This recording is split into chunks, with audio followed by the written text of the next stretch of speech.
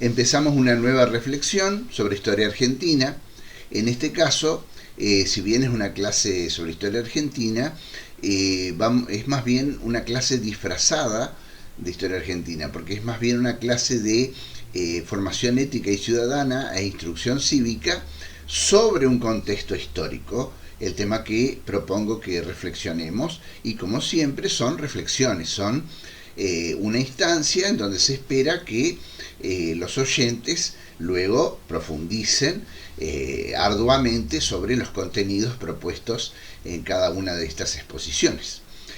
Sobre lo que vamos a intentar hablar es sobre los golpes de Estado y algo más profundo detrás de este concepto de golpe de Estado, los grupos de presión política o factores de presión política y sobre todo, hablando en concreto de la Argentina, la debilidad institucional de nuestro país. Nuestro joven país es un país con instituciones muy débiles o con una historia institucional de debilidad.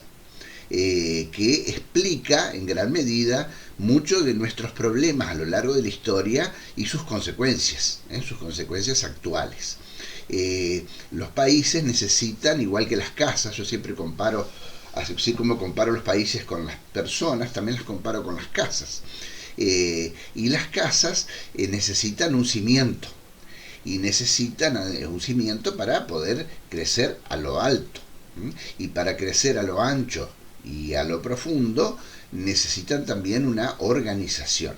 Bueno, nuestro país yo lo compararía, con todo respeto y con el gusto que me da este modelo arquitectónico que les voy a mencionar, lo compararía con la Casa Chorizo. Eso lo escuché una vez en un programa de televisión, una especie de remake de Polémica en el Bar, en el cual en vez de los tradicionales, el Gordo Porcel, Juan Carlos Altavista, y demás miembros tradicionales de Polémica en el Bar, aparecía Chiche Hevlum y aparecía Gerardo Sofovich. Bueno, no es una persona que me resulte demasiado atractiva o que me parezca que nos ha dado un gran intelecto, un gran aporte intelectual, ha tenido películas, comedias y demás, pero bueno, cuando uno escucha algo que le parece valioso, no importa quién lo dice, hay que guardarlo en la memoria. Eso dice un gran filósofo, Santo Tomás de Aquino, en sus cartas al hermano Juan, donde dice: no mires quién lo dice, más lo que diga de bueno, encomiéndalo a tu memoria. Entonces, independientemente del personaje, que me cae neutro a mí, Gerardo Sofovich, me gustó la frase, ¿no? Que él decía que la Argentina era como una casa chorizo, y paré la oreja porque a mí me gustan las casas chorizo. Las casas chorizo, hagamos una breve historia, son las casas de nuestros inmigrantes, sobre todo italianos, y tienen la forma de las casas pompeyanas. En el siglo XIX se habían empezado a investigar las casas de la antigua Pompeya, esa ciudad que quedó sumergida bajo ceniza volcánica en la antigüedad, y se estaban empezando a investigar esas fincas romanas. Bueno, se descubrió que las fincas romanas eran muy parecidas a las casas solariegas del sur mediterráneo de Italia y de España. Casas grandes, con varios patios, con edificios que se construían alrededor de esos patios, con reservorios de agua de lluvia, cisternas donde canalizaban el agua de lluvia sobre de sus techos de teja, y bueno, y esa tradición romana quedó en todas las provincias del Imperio Romano, entre ellas España, y los españoles la trasladaron acá. Y luego tuvimos el aporte migratorio de más españoles y de italianos, que tenían culturas muy similares. Probablemente los hombres de la generación del 80 hubiesen querido que viniesen más ingleses o franceses, pero bueno, no fue el caso. Vinieron más italianos y españoles que, en vez de destruir el ser nacional criollo, yo creo que lo reforzaron porque tenían unos antecedentes culturales, una base cultural muy similar. Bueno, y sobre la base de esa casa pompeyana empezaron a ver que las casas solariegas, las casas de campo de la gente de cierto acomodo económico, eran bastante parecidas también, o sea que en el tiempo se había mantenido un estilo arquitectónico. Pero he aquí que nuestros inmigrantes no tenían los enormes terrenos, si bien les daban muchas veces donaciones del Estado o por muy bajo precio se compraban terrenos fiscales del Estado, no eran tan grandes como para hacer una casa solariega de una manzana, ¿no? Muchas veces eran casas estrechas con mucho fondo. Generalmente se tomaba de la medida de la vara española. La vara española es una medida de 86 centímetros. Entonces casi todas tienen entre 6 varas, 8 varas, 10 varas y 12 varas. Lo más común era de 10 varas, por aquello de los decimales, ¿no es cierto? Se separaban los terrenos en grupitos diferentes de 10 varas, pero podían ser un poquito menos a veces, la menor de las veces son de menos de 10 varas y a veces de 12 varas. Por eso van a ver ustedes que en todo el litoral y en Buenos Aires, en Uruguay también, hay muchas casas con frente estrecho y mucho fondo, a veces hasta de 60 metros de fondo. ¿Y qué pasaba? Estos inmigrantes tenían que ahorrar plata. Entonces, ¿qué hacían? Aprovechaban las paredes de los vecinos, las paredes medianeras. Sobre una de las medianeras construían. Si hubieran podido, hubieran construido sobre las dos medianeras. Lo que pasa es que se quedaban sin oxígeno. Entonces construían sobre una, aprovechaban la pared de uno de los vecinos y ponían otra enfrente, dejando un pequeño pasillo entre la otra medianera y la pared nueva que ponían. Y la inclinación la hacían hacia el patio. Y aprovechaban también un poco esa canalización del agua, a veces para el riego de plantas, sus jardines, sus patios. Y claro, se les hacían unas casas estrechas, largas, que al principio tenían 2 piezas nomás. Una cocina comedor y un baño. Una cocina comedor y un dormitorio grande. Y un excusado al fondo, bien lejos el excusado, disimulado con un tartagal, con plantas de tártagos que disimulaban la presencia del excusado, y además porque dice la tradición que el tártago tiene como una especie de veneno contra los insectos, una especie de veneno natural contra los insectos. Entonces, bueno, se usaba ese tipo de casa y a medida que la familia crecía se iba estirando hacia el fondo. El problema es que tenían poca luz y ventilación. Entonces las casas tenían las puertas internas, tenían puertas internas con un pasillo interno para circular por toda la casa, y hacia afuera tenían, hacia una galería techada, estaban las ventanas. Hoy en día en la provincia de Buenos Aires se usan mucho para los famosos PHs. Los PHs son las casas chorizo recicladas que generalmente se cierran. En la parte de la galería se cierran, se quedan sin oxígeno y entonces habilitan un oscuro pasillo con lucernas o con mucha iluminación artificial, para lo cual gastan muchísima luz, y van haciendo desaparecer los patios interiores que antes se utilizaban para oxigenar y para dar luz, y así ganan más metros cuadrados. Por eso los PH son tan requeridos en Buenos Aires, porque son bastante accesibles económicamente y dan bastante metros cuadrados, no de frente, sino de fondo. O si no, se utilizan mucho también para hacer pensiones en Buenos Aires. Acá en Entre Ríos, en Paraná, tenemos algunas casas chorizos muy disimuladas, ¿no?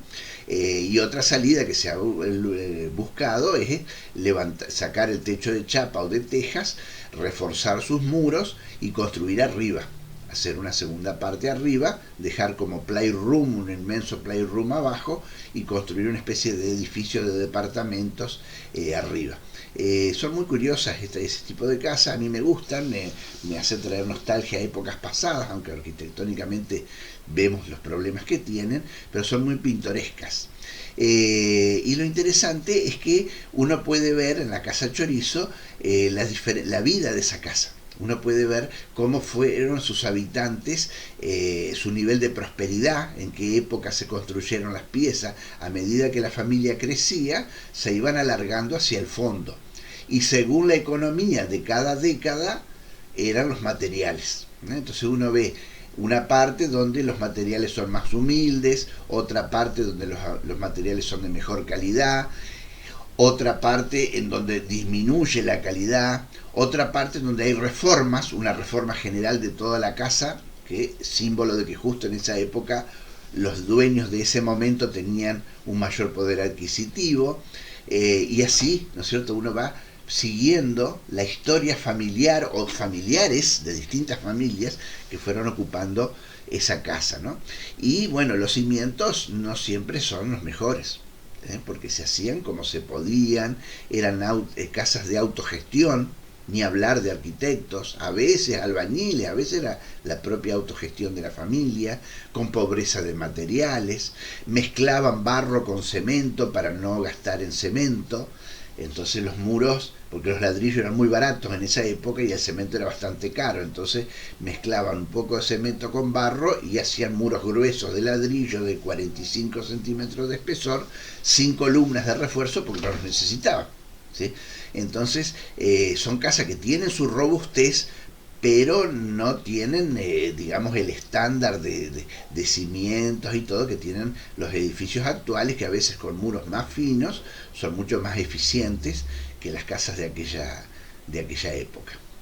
Bueno, algo así es la Argentina, es como una casa chorizo, que se fue haciendo a la que te criaste, como se pudo, con lo que se pudo, cuándo se pudo y con quiénes se pudo, y normalmente no con los profesionales adecuados para hacer esas reformas, esos cambios, esos agregados.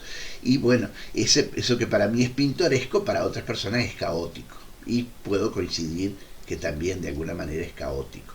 Esa es un poco la comparación que quería hacerle, que nos dejó el ya finado Gerardo Sofovich, y para mí es mucho más valiosa que todas sus para mí tontas películas cómicas que hizo, que aunque a mí también me han divertido, como seguramente a muchos de ustedes. Bueno, y sobre eso quería hablar primero sobre el golpe de Estado. ¿Qué es un golpe de Estado? Voy a tener que requerir un poco leer, porque es un tema bastante arduo, bastante complejo.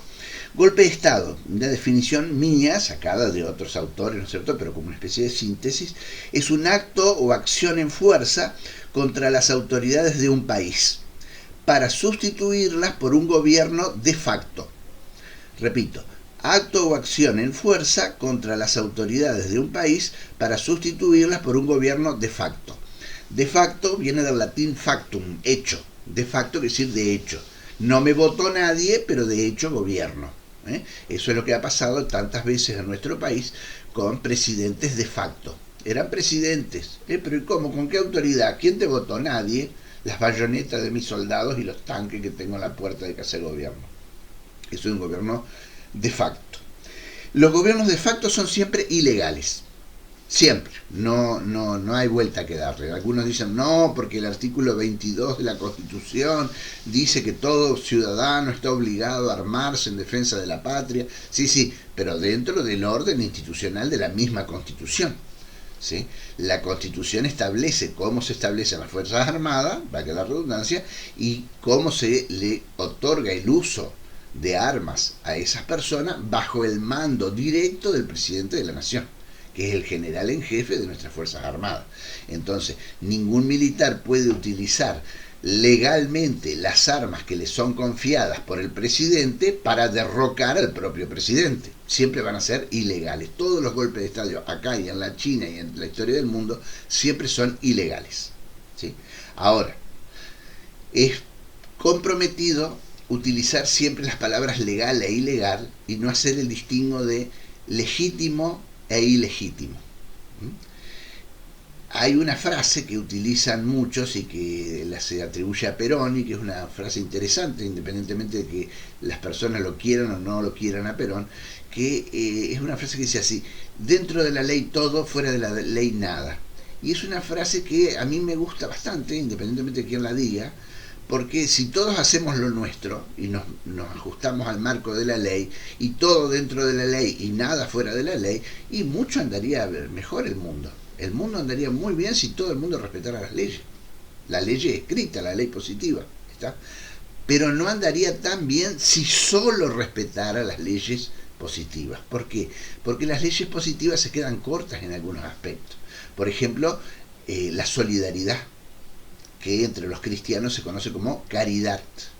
La solidaridad es el amar al hombre por ser hombre, y la caridad es el amar al hombre por ser hijo de Dios, aunque el resultado sea el mismo. Una persona que da plata a un pobre por solidaridad no por motivos religiosos, es una persona que se conmueve por la pobreza de otro hombre, hace empatía con la pobreza de ese otro hombre y le da algo de su dinero para ayudarlo. Y un cristiano que le da dinero a un pobre por caridad se conmueve con ese hombre porque lo ve como un hijo de Dios. Hace una empatía religiosa con ese hijo de Dios. Son diferentes caminos para llegar a una misma acción, la acción de darle dinero a un pobre. Entonces llámenlo solidaridad o llámenlo caridad, o de las dos maneras, solidaridad y caridad.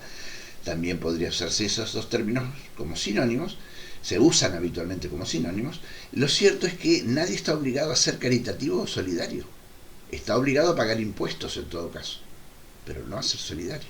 Ahí vemos cómo tenemos un acto que no es legal, tampoco es ilegal, porque nadie está obligado a hacer lo que la ley no manda, entonces no está obligado a hacer caridad o solidaridad, pero tampoco está prohibido hacer lo que la ley no prohíbe. Entonces, si la ley no prohíbe hacer solidaridad o caridad, perfecto. Que el que quiera da y el que no quiera no da. ¿Está? Entonces, lo legal se queda corto. Hay aspectos en que por ahí la legalidad no alcanza. Y a veces la legalidad puede ser inmoral. Puede haber algo que sea legalmente válido, pero moralmente esté mal. Vamos a un ejemplo. Hay países de primer mundo en donde es legal el consumo de drogas duras como la heroína. En Suecia, tengo entendido que en Suecia está permitido el uso legal de la heroína. La heroína es un derivado químico de laboratorio de una droga conocida ya desde los antiguos griegos y de más atrás de la historia antigua, que se saca de la amapola. Es una sustancia que se conoce como opio. Y del opio, tratada en laboratorios, se sacan dos productos que se llaman, uno la heroína y otro la morfina. La morfina es un calmante muy fuerte que también se puede usar como droga recreativa, malamente usada, porque no está pensada para eso, está pensada para los enfermos con mucho dolor.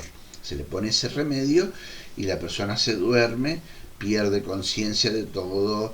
Yo he visto personas que con cáncer avanzadísimo, con dolores tremendo, que le ponen ese remedio y ¿te duele algo? No, ¿cómo te sentís? Bien, fenómeno.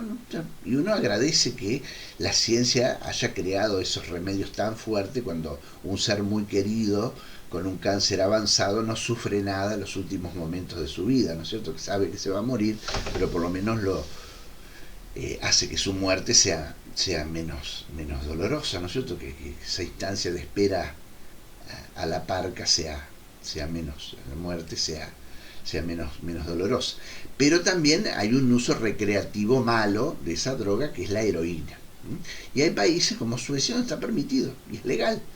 ¿Por qué lo permiten? Y porque han descubierto que los enfermos de droga se prostituían y se contagiaban de SIDA y contagiaban a los clientes de SIDA, y además se enfermaban de montones de otras enfermedades por compartir las jeringas.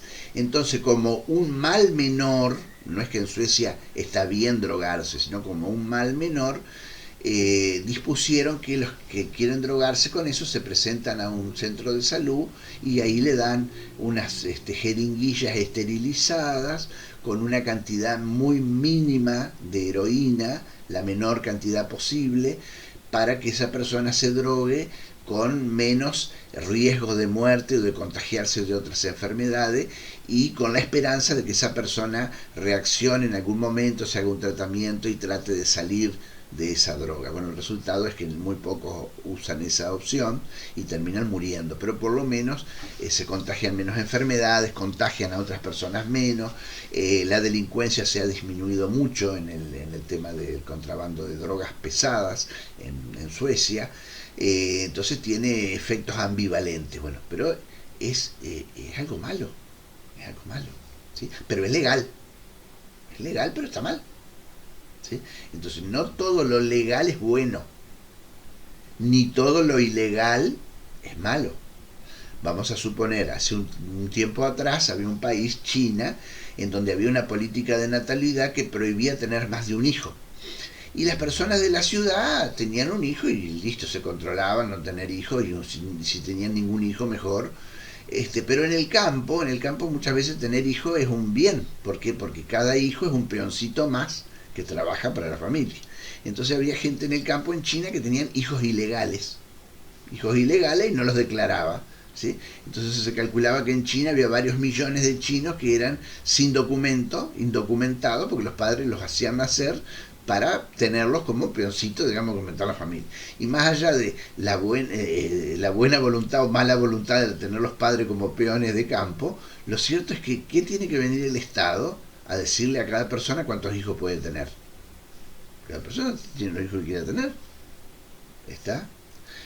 En todo caso, el Estado podrá decir, bueno, pero mantenerlos por tu cuenta, yo no los tengo por qué pagar, no tengo por qué darte un plan social o darte dinero por tener hijos, puedo tener todos los hijos que quieres, bancátelo solo. Podrá a lo mejor decir un Estado, no lo sé, pero no le puede poner cupo a los nacimientos a un Estado. De hecho, China sacó esa ley, la derogó, porque empezó a tener problemas con los ancianos, empezó a tener un montón de ancianos y una tasa generacional joven muy chiquita que no llegaba a reemplazar a los viejos y se estaban convirtiendo en un país de viejos como en Europa. Y eso a la larga trae feísimas consecuencias, porque termina siendo un gigantesco geriátrico improductivo el país. Necesita generaciones jóvenes que vayan reemplazando a los viejos cuando estos pasan a cuarteles de invierno. ¿Está? Entonces es una medida que era legal, pero era ilegítima, moralmente mala. Entonces una ley puede ser legal, pero ser ilegítima. Normalmente legalidad y legitimidad van juntos, normalmente, 99% de las veces legalidad y legitimidad van juntos. Entonces no hay que denostar tanto a la ley positiva, a la ley escrita. Pero a veces se da el caso que hay leyes que permiten cosas que están mal. Por ejemplo, en la Alemania nazi hubo un señor que se llamó Adolfo Hitler que llegó al poder por el voto popular de los alemanes. Y un grupo de generales alemanes quiso matarlo a Hitler. Se llamó históricamente la Operación Walkiria. Hay varias películas, unas con el nombre Valkyria y otras Walkiria, ¿sí? Según sea una traducción más directa o menos directa del alemán, porque Walkiria viene de las Valquirinas, que eran las hijas de Odín, y que juntaban a las almas de los guerreros valientes en batalla para llevarlos a la corte de su padre en el Valhalla, que era el sueño de todo vikingo, morir en batalla para ir al Valhalla, en donde rubias, hermosas valquirinas les iban a dar hidromiel, que era una especie de vino de miel, y la iban a pasar bomba toda la eternidad, ¿no es cierto? O gran parte, porque después había una gran batalla, el Ragnarok, en donde iba a venir una gran oscuridad con un lobo, el lobo Fenrir, que se iba a tragar la luna, etcétera. Bueno, no vamos a meternos con la mitología escandinava, pero lo cierto es que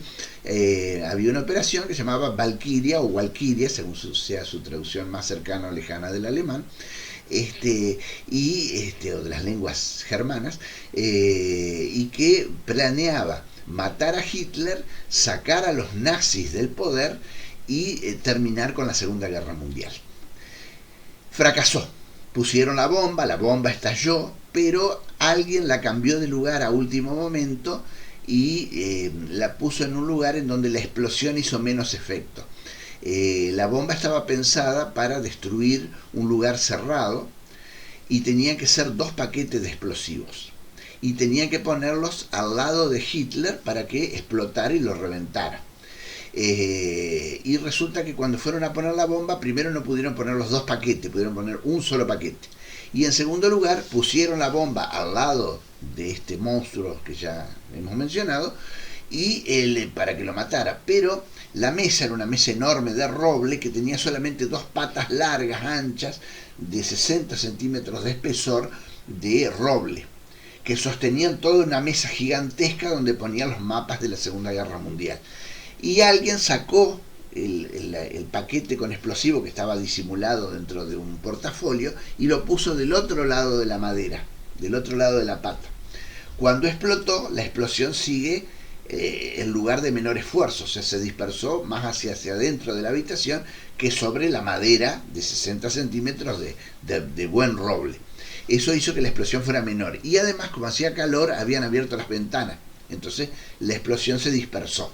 Y si bien este señor Adolf quedó con el oído, reventó un tímpano, le destruyó los pantalones, le llenó de esquirlas de madera las piernas, sobrevivió gracias a eso y gracias a los remedios norteamericanos.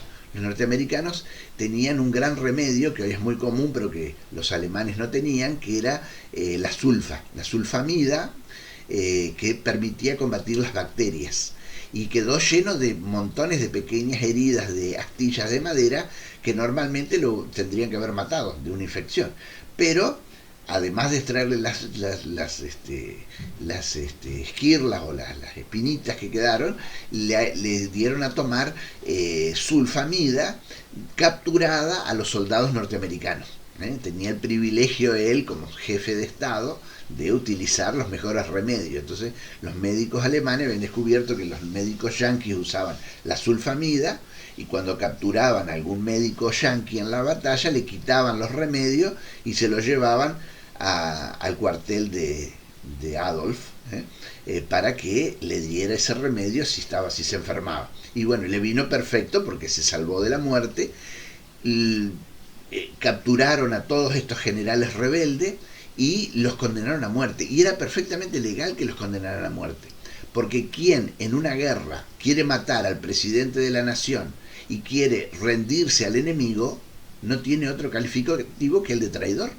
En cualquier país, si yo estoy en guerra y mato al general en jefe del ejército, que es el presidente, en esa época era el primer ministro o el Reich de los 1000 años, yo lo mato al presidente y declaro la paz con los enemigos, eso es traición a la patria. ¿Y cuál es el castigo de traición a la patria en casi todos los países? Fusilamiento, ¿sí? O la muerte, condena de muerte. Y fueron condenados a muerte. Algunos a fusilamiento y los otros, los peores, los que la peor la pasaron, ahorcamiento con alambres de piano. Alambres de piano que los iban degollando al mismo tiempo que los iban asfixiando. Y además, los presos en aquella época y en todas las épocas, cuando los capturan les quitan los cinturones para que no se puedan ahorcar cuando están en las celdas. O no los puedan ahorcar los guardias y después decir que se suicidó. Entonces le hacen sacar los cordones de los zapatos y los cinturones. ¿Y qué pasó? Estos generales alemanes, casi todos eran hombres maduros, de 50 para arriba, y gordos. Casi todos eran gordos. Los pantalones alemanes tipo de caballería estaban hechos justamente con la idea de disimular la gordura de los oficiales superiores. Entonces con esos pantalones con unas piernas que parecen unos muslos gigantes, disimulan un poco la panza de los excesos de cerveza y de comida de los generales alemanes, ¿no? Pero cuando los capturaba Hitler, los metía en preso a pan y agua. Y entonces, claro, después de 4 o 5 meses de ayuno obligado en las celdas, estaban flaquitos esos generales. O habían adelgazado, habían perdido 15 o 20 kilos. Y se agarraban, tenían los juicios, se los ve en los juicios que están con las dos manos agarrándose los pantalones porque no les daban el cinturón. Y cuando los ahorcaron, les ataron las manos a la espalda y los ahorcaban con los cinturones. Así que imagínense que se les caían los pantalones. Generalmente la persona que está siendo asfixiada se hace pipí, popó encima, así que fíjense qué muerte horrible e indigna. Ahorcado, degollado, orinándose, haciéndose popó encima y los pantalones por el suelo. Mientras Hitler miraba, seguramente fascinado, cómo sus enemigos morían, ¿no? Un monstruo, un verdadero monstruo. Dicho acá y en la China, un verdadero monstruo. Entonces, estos señores, los de Valkyria, eran los buenos. Pero eran delincuentes. Para el Estado alemán de aquel momento eran los buenos. Eran los malos, eran los delincuentes, ¿sí? Pero sabemos que no, que eran buenos en realidad, porque querían matar un monstruo, como era Adolf. ¿Está? Entonces, no siempre lo ilegal es ilegítimo. A veces puede ser ilegal y estar bien. Pero bueno, esa es una excusa que ponen todos los que hacen golpe de Estado para decir que ellos no son bandidos. ¿eh? El 99% de los golpes de Estado no se hace por sacar un monstruo del gobierno, se hace por motivos económicos, políticos, hay otras motivaciones que vamos a ver enseguida. Eh, esas motivaciones se llaman grupos de poder político, o grupos de presión política. Bueno, esos grupos de presión política, si ustedes los buscan en los libros de instrucción cívica, van a encontrar que son los partidos políticos, como dirán, ¿es como los mismos partidos políticos? Sí, los que pierden. Los partidos que pierden a veces están de acuerdo con que se haga un golpe de Estado para que saquen a los que ganaron. Entonces los partidos políticos son un grupo de factor político, de presión política, que a veces intervienen en los golpes de Estado. Además, no hay golpe de Estado que funcione si no tiene apoyo político. ¿Por qué? Porque cuando el militar toma el poder, necesita funcionarios civiles para que el Estado funcione. Uno puede tomar el poder, con muy poca gente se puede tomar el poder. Si yo tengo un tanque con, no sé, 60 granadas para el cañón, 60 proyectiles para el cañón, con las 2 ametralladoras que suele tener un tanque y 1200 cartuchos, 3 cajas de munición para las ametralladoras. Tengo 5 tripulantes. Cada tripulante tiene una pistola con 21 tiros o 45 tiros según sea una Colt o una Browning la pistola. Y tengo 5 metralletas con 3 cargadores de 30 tiros, más bombas de mano. Un tanque es un arsenal sobre ruedas, sobre orugas, un arsenal sobre orugas. Son 5 tipos protegidos por una casamata blindada que se mueve, que además dispara cañones, dispara un cañón, tiene artillería incorporada, tiene 2 ametralladoras incorporadas, y si se me acaba eso puedo usar las metralletas, las bombas de mano y las pistolas. Eso se ve en la película Corazones de Acero, una película con Brad Pitt, en donde un grupito de soldados norteamericanos pelean contra cientos de alemanes en la Segunda Guerra Mundial. Justamente el tanque eso es lo que tiene, además del tanque en sí, tiene una capacidad de combate multifacética. Entonces, si yo tengo un tanque con 5 tipos y el tanque es bueno y está bien armado y con todas las municiones, 5 tipos valen por 600 infantes armados. Imaginemos que 5 tipos, si valen por 600 infantes armados, valen por 6.000 civiles sin armas. ¿Sí? Entonces yo con una división de un ejército puedo dominar un país entero. Ahora, el tema es cómo lo gobierno después. Al otro día hay que gobernarlo. Alguien tiene que dirigir las transacciones económicas, las embajadas, etc. Si no tiene apoyo civil y político, no puede funcionar. Por eso, generalmente, cuando hay golpe de Estado, hay algún partido político involucrado. ¿Sí? ¿Qué partido? Los que pierden, y que no tienen además esperanza de ganar. Los partidos que tienen esperanza de ganar en otras elecciones, bueno, pero son partidos que saben que no pueden ganar, o que es muy difícil que puedan ganar, se pueden ver tentados a participar en los golpes de Estado, o incluso a instigar los golpes de Estado. Eso también ha pasado, y en la historia argentina no ha sido la excepción. Después están los sindicatos. A veces en algunos países los sindicatos que son cooptados, sobre todo por las ideologías de izquierda, a veces desde los sindicatos se han organizado revoluciones, como la revolución bolchevique de 1917. En la Unión Soviética, en la que luego va a ser la Unión Soviética, la Revolución Rusa. Y así hay otros grupos de poder, otros grupos que no tienen voto, pero sí tienen prestancia moral. La Iglesia Católica en la Argentina, en otra época, cuando la mayoría de los católicos, además de bautizados, eran practicantes. Hoy prácticamente nadie es practicante, entonces bueno, ya la Iglesia Católica no corta ni pincha prácticamente nada. Pero en otra época, donde los argentinos mayoritariamente eran católicos y practicantes, las opiniones de los obispos valían. No sé si para hacer golpes, pero sí para tolerar a veces algún golpe. ¿Sí? Y así tenemos otros grupos. Yo personalmente a mis alumnos les hago una propuesta siempre, con mayor o menor efecto, mayor o menor éxito, es la que me funciona a mí. Y cuando a mí algo me funciona, lo comparto. Quiero ser generoso y compartirlo. No sé si les va a servir a ustedes, a mí me sirve y por eso lo comparto, no quiero ser egoísta. Yo utilizo para estudiar los grupos de presión como comparanza, como comparación simbólica, los naipes españoles.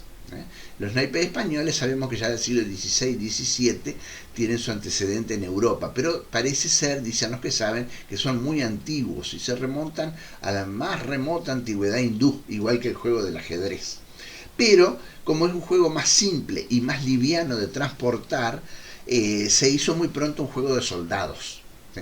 Y los españoles en el siglo XVI-XVII, justamente una época en que la imprenta empezó a influir mucho, no iban a llevar un ajedrez en la mochila. Entonces algún oficial que tenía una mula podía llevar un ajedrez en una mochila, pero los soldados comunes no. Entonces llevaban para jugar cartas. Como se había hecho bastante popular las impresiones con la imprenta de Gutenberg, se hacían grandes planchas con las imágenes, con un fondo de cartón y pegamento, y salían de a cientos de miles las barajas de naipe. Por eso las que más se difundieron entre los siglos XVI y XVII fueron los naipes españoles, porque los españoles estaban en guerra con toda Europa en ese momento, los tercios españoles, y repartían sus virtudes y sus vicios por toda Europa. Y de ahí surgen el naipe francés y el naipe alemán y el naipe inglés. Y ustedes dirán, no, pero los naipes ingleses tienen otros signos. No, tienen los mismos signos con un dibujito distinto, pero que simboliza lo mismo. Por ejemplo, la lanza o diamante es el equivalente a la espada en el juego español. Son todos más o menos parecidos.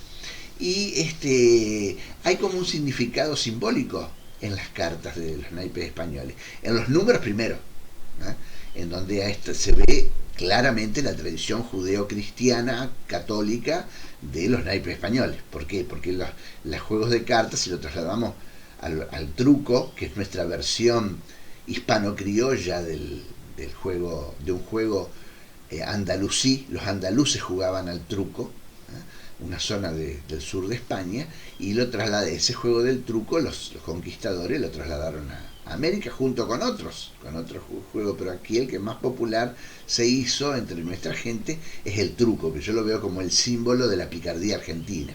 Uno con juegos de ojos, de cara, con gestos, uno puede engañar al rival, hacerle creer que tiene cartas poderosísimas cuando no tiene nada, o al revés. O sea, el adversario nunca sabe a qué atenerse según la cara o la sonrisa o la no sonrisa o la seriedad o la aparente seriedad o el aparente miedo o el aparente alegría del contrario o los contrarios cuando está jugando, porque hay partes en donde hay enfrentamientos cuerpo a cuerpo y otras que es colectivo, cuando dos o tres juegan contra otros dos o tres, o cuando uno juega contra otro.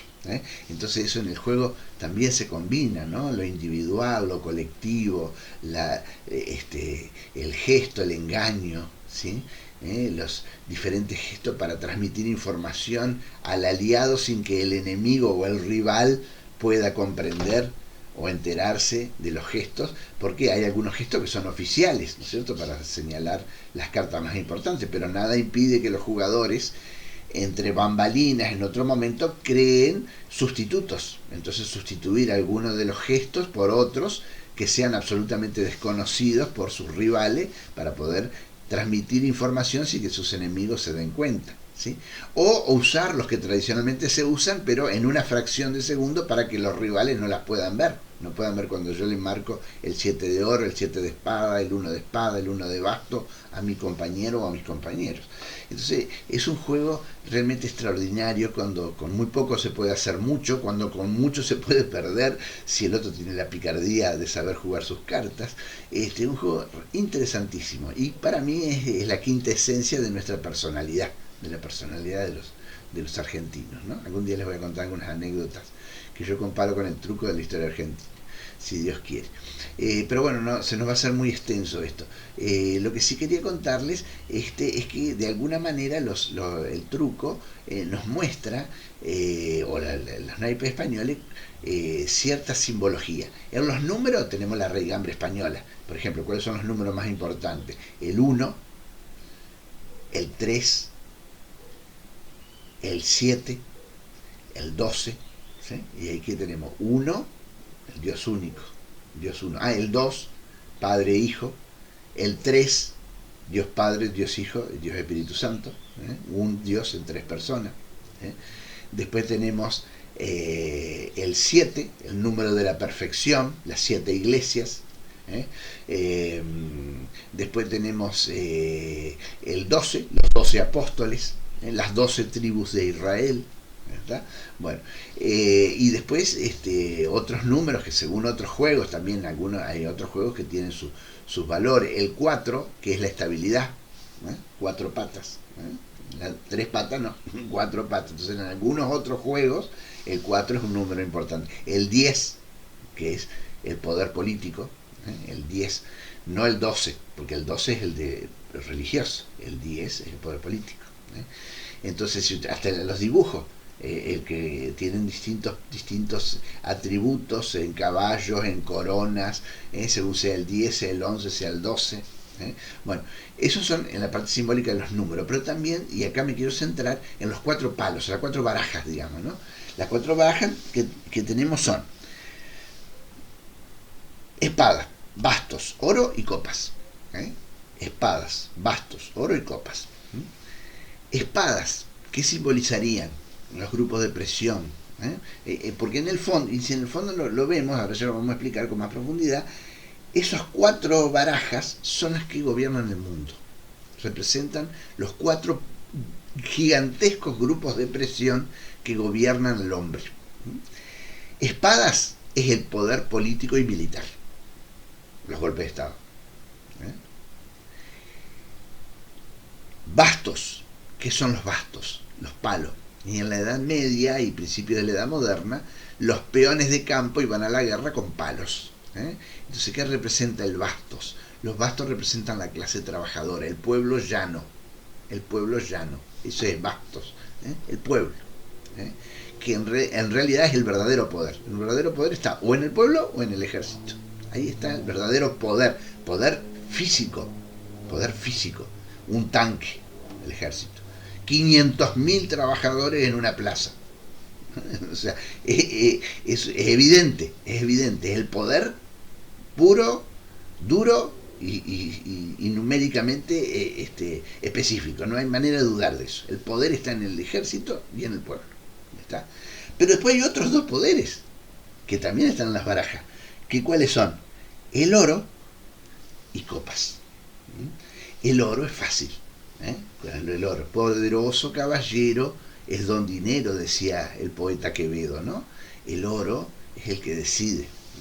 Fíjense que los políticos un poco seducen con sus promesas al pueblo antes de las elecciones, pero después de las elecciones son seducidos por los banqueros.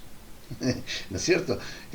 Porque el verdadero poder, sí, puro, llano, simple, está en el pueblo. Pero una vez que ya tengo el poder, que ya me votaron, ¿sí? Son seducidos muchas veces, no digo que siempre, pero frecuentemente por el dinero. Eso es la historia de la humanidad. Entonces, poderoso caballero es don dinero. ¿Sí? El dinero mueve. ¿Sí? Pero fíjense ustedes que en el truco las cartas principales no son iguales el 1 de copas, el 1 de oro, que el 1 de bastos y el 1 de espadas. ¿Sí? Porque no son verdaderos poderes, son poderes en la medida que nosotros le damos poder. ¿Sí? El hombre es un poder en sí mismo, el guerrero es un poder en sí, per se. El dinero es un poder en la medida que yo le doy poder, porque en definitiva, ¿qué es el dinero? Es papel pintado. El dinero es papel pintado, eso es papel pintado. ¿Sí? ¿Y por qué es tan poderoso?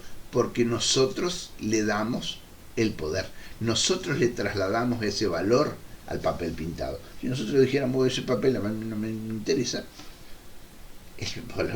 el oro no tiene ningún peso. ¿Se entiende? El dinero no tiene peso. Tiene peso porque nosotros lo hacemos. Pero sí, pero ¿y el oro de verdad? Si yo te doy moneda. Y tampoco. ¿Se puede comer oro? No. Se me dijeron, 1 litro de vino, 1 kilo de asado, más todavía. Podemos matar por 1 kilo de buen asado. Pero por un pedazo de oro, no. En todo caso, por lo que representa ese pedazo de oro. porque yo me puedo comprar la carne para el asado con esa moneda de oro. Entonces sí, ahí estamos hablando de otra cosa. Pero el oro en sí es un metal amarillo y ni siquiera es uno de los más fuertes. ¿Está? Es un metal bonito que no se oxida, pero no sirve para casi nada, salvo para instalaciones eléctricas. ¿Está? Que son demasiado caras para usarlas, así que tampoco. Tiene el valor que nosotros queremos que tenga. Y el otro poder que tiene el valor que nosotros queremos que tenga es la copa, que antiguamente se interpretaba con la iglesia. ¿Por qué? Por el copón, Cristo. Tomad y comed, este es mi cuerpo, tomad y bebed, esta es mi sangre.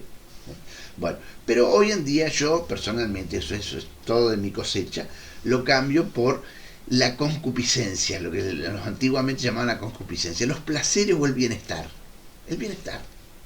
Bienestar, estar bien. ¿Y qué es bienestar para nosotros?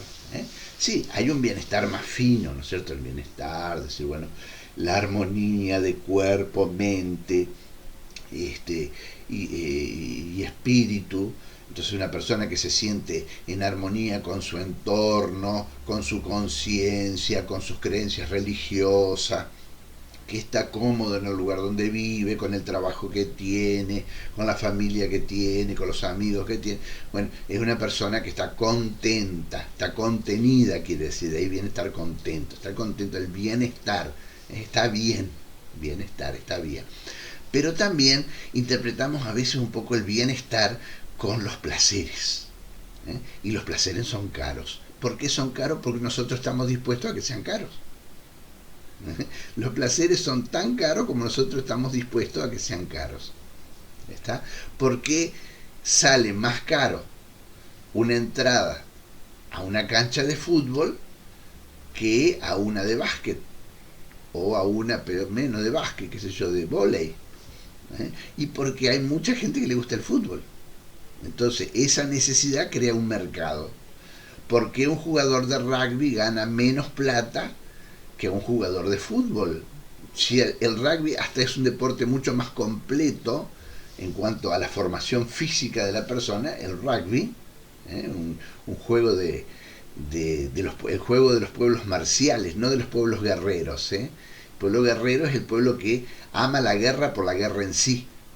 El pueblo marcial es el que ama las costumbres guerreras, en tanto que crean cierta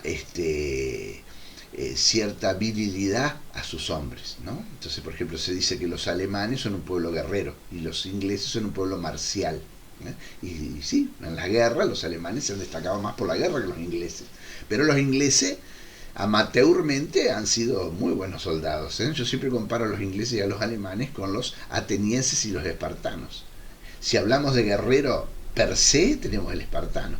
Ahora, si hablamos de el hombre con plenitud, que también va a la guerra como parte de esa plenitud, tenemos a los atenienses, ¿no es cierto? Con todo el respeto de las grandes virtudes que tienen tanto los alemanes como los ingleses, ¿no es cierto? Entonces, el rugby, que es el juego por antonomasia del mundo anglosajón, Nueva Zelanda, ¿sí? Los All Black, Sudáfrica, ¿sí? Y bueno, y toda Inglaterra toda, ¿no? Con el rugby, es un deporte de pueblos viriles y marciales. Y el fútbol, no, y sí, el fútbol sí, pero el fútbol, ¿cuál es la preeminencia del fútbol? Las piernas. En cambio, el rugby es completo, ¿sí?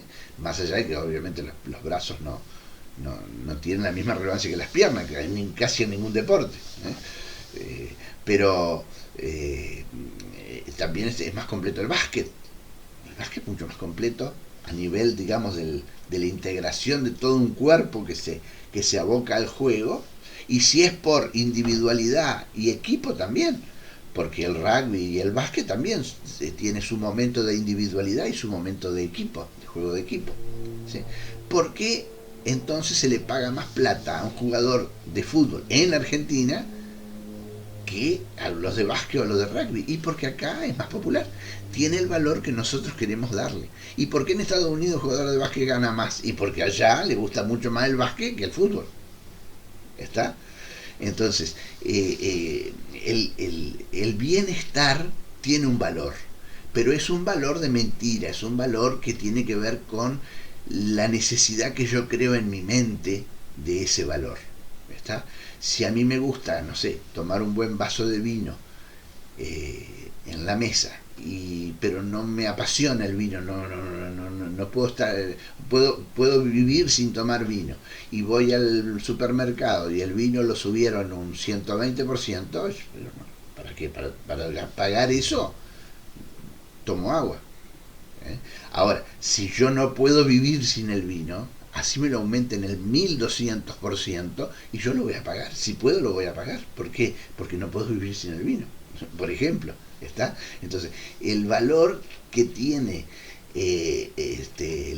todo lo que nos provoca bienestar tiene que ver con el valor que yo le asigno y que crea un mercado. ¿sí? Entonces, si nos ponemos a mirar, todos los grupos de presión política giran en torno a estos cuatro barajas: espadas, bastos, oro y copa. En realidad la charla o la reflexión es mucho más larga, pero como se va a hacer excesivamente larga, les propongo que cortemos ahora y hagamos una segunda parte. Gracias por su paciencia, hasta luego.